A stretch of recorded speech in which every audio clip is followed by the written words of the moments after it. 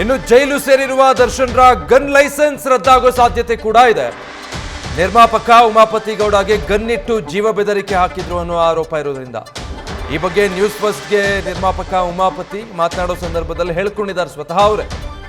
ಇದರ ಬೆನ್ನಲ್ಲೇ Darshan gun licence ರದ್ದು ಮಾಡೋದಕ್ಕೆ ಕೂಡ ಚರ್ಚೆ ಆಗ್ತಾ ಇದೆ. ದರ್ಶನ್ ಗನ್ ಲೈಸೆನ್ಸ್ ನಿಯಮವನ್ನ ಉಲ್ಲಂಘನೆ ಮಾಡಿದ್ದಾರೆ ಅನ್ನೋ ಚರ್ಚೆ. ಇದರ ಬೆನ್ನಲ್ಲೇ ಗನ್ ಲೈಸೆನ್ಸ್ ರದ್ದು ಮಾಡೋದಕ್ಕೆ ತಯಾರಿ ನಡೀತಾ ಇದೆ. ಡೀಟೇಲ್ಸ್ ಕೊಡ್ತಾರೆ ಮಂಜುನಾಥ್, ಲೈವ್ ನಲ್ಲಿ ಜಾಯ್ನ್ ಆಗ್ತಾ ಇದ್ದಾರೆ.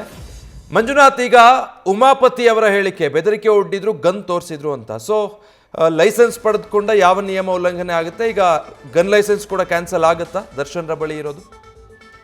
ಖಂಡಿತ ವಿಜಯ್, ಏನಂದ್ರೆ ದರ್ಶನ್ ಏನೋ ಹತ್ಯೆ ಪ್ರಕರಣದಲ್ಲಿ, ರೇಣುಕಾ ಸ್ವಾಮಿ ಹತ್ಯೆ ಪ್ರಕರಣದಲ್ಲಿ ಜೈಲು ಸೇರುವ ಸಾಧ್ಯತೆ ಇರುವ ಬೆನ್ನಲ್ಲೇ ಮತ್ತೊಂದು ಸಂಕಷ್ಟಕ್ಕೆ ಎದುರಾಗಿರುವಂಥದ್ದು. ಪ್ರಮುಖವಾಗಿ ನಿರ್ಮಾಪಕ ಉಮಾಪತಿ ಗೌಡಗೆ ಏನು ಮೈಸೂರಿನಲ್ಲಿ ಒಂದು ಟೇಬಲ್ ಮೇಲೆ ಗನ್ನನ್ನು ಇಟ್ಟು ಜೀವ ಬೆದರಿಕೆ ಹಾಕಿದ್ರು ಅನ್ನೋ ಒಂದು ಹೇಳಿಕೆನ ನ್ಯೂಸ್ ಫಸ್ಟ್ಗೆ ಕೊಟ್ಟಿದ್ರು. ಈ ಒಂದು ಹೇಳಿಕೆ ಏನಿದೆ ಇದು ಸಾಕಷ್ಟು ಗಂಭೀರವಾದಂಥದ್ದು. ಯಾಕಂದ್ರೆ ಸೆಲೆಬ್ರಿಟಿ ಆದ ಕಾರಣಕ್ಕೆ ಅವರಿಗೆ ಆತ್ಮರಕ್ಷಣೆಗೆ ಒಂದು ಗನ್ನನ್ನು ಪೊಲೀಸ್ ಅಧಿಕಾರಿಗಳು ಕೊಟ್ಟಿರ್ತಾರೆ, ಪೊಲೀಸ್ ಇಲಾಖೆ ಕೂಡ ಕೊಟ್ಟಿರುತ್ತೆ. ಎಲ್ಲ ರೀತಿಯ ವೆರಿಫಿಕೇಶನ್ ಮಾಡಿ ಒಂದು ಸೆಲೆಬ್ರಿಟಿ ಆಗೋ ಕಾರಣಕ್ಕೆ ಯಾರಾದರೂ ಅಟ್ಯಾಕ್ ಮಾಡ್ಬೋದು ಅನ್ನೋ ಒಂದು ಕಾರಣಕ್ಕೆ ಆತ್ಮರಕ್ಷಣೆಗೆ ಗನ್ನನ್ನು ಕೊಟ್ಟಿರ್ತಾರೆ. ಆದರೆ ಈ ಗನ್ನು ತಮ್ಮ ಆತ್ಮರಕ್ಷಣೆಗೆ ಮಾತ್ರ ಬಳಸಬೇಕಾಗತ್ತೆ. ಆದರೆ ಈ ರೀತಿಯ ಬೆದರಿಕೆಗಳು, ಜೀವ ಬೆದರಿಕೆಗಳು ಜೊತೆಗೆ ಪ್ರದರ್ಶನ ಮಾಡಲಿಕ್ಕೆ ಇಲ್ಲೂ ಕೂಡ ಅವಕಾಶ ಇರೋದಿಲ್ಲ. ಆದರೆ ದರ್ಶನ್ ನಟ ಏನಿದ್ದಾನೆ ಈತ ಉಮಾಪತಿ ಗೌಡಗೆ ಒಂದು ಬೆದರಿಕೆಯನ್ನು ಹಾಕಿದ್ದಾರೆ. ಜೊತೆಗೆ ಹತ್ಯೆ ಪ್ರಕರಣಗಳು, ಕ್ರಿಮಿನಲ್ ಪ್ರಕರಣಗಳು ಕೂಡ ದರ್ಶನ್ ಭಾಗಿಯಾಗಿರುವ ಹಿನ್ನೆಲೆಯಲ್ಲಿ ಒಂದು ಕ್ರಿಮಿನಲ್ ಬ್ಯಾಕ್ಗ್ರೌಂಡ್ ಇರುವಂಥ ವ್ಯಕ್ತಿಗಳಿಗೆ ಒಂದು ಗನ್ ಲೈಸೆನ್ಸ್ ಅನ್ನು ಕೊಡಲಿಕ್ಕೆ ಪೊಲೀಸ್ ಇಲಾಖೆ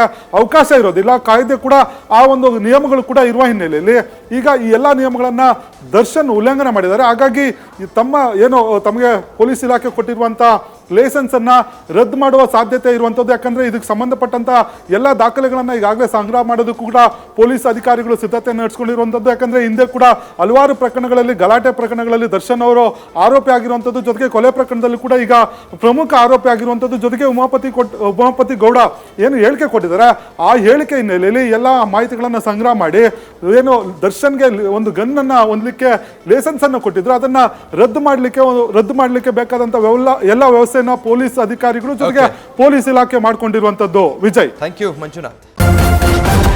ನ್ಯೂಸ್ ಫಸ್ಟ್ ನಿರ್ಭೀತಿಯಿಂದ ನಿಮ್ಮ ಪರವಾಗಿ.